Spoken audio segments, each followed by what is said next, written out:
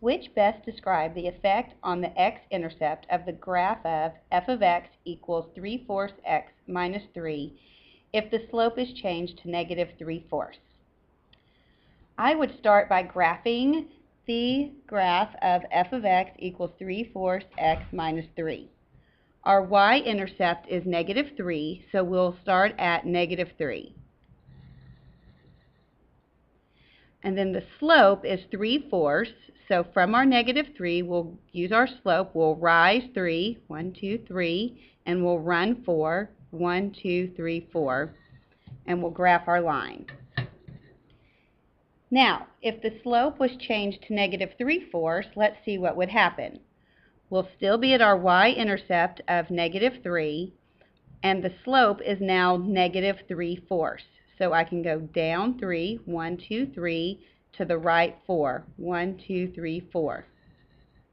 Or from my y-intercept, I could have gone up 3, 1, 2, 3, and left 4, 1, 2, 3, 4.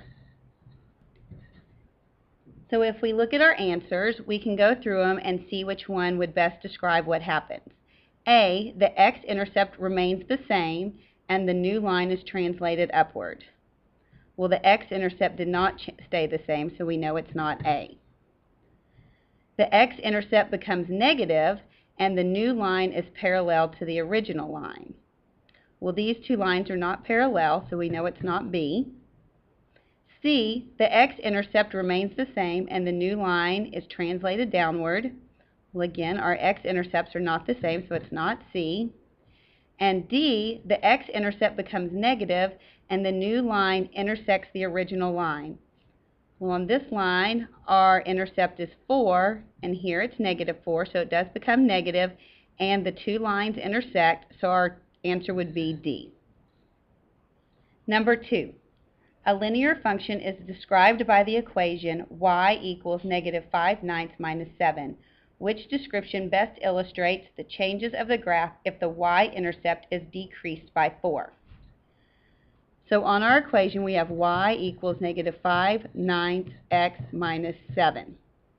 And this is my y-intercept. If I was to decrease that by 4, so subtract 4, that would give me a new y-intercept of negative 11. So if we look at our choices,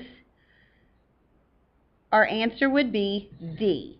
The graph will shift down 4 units.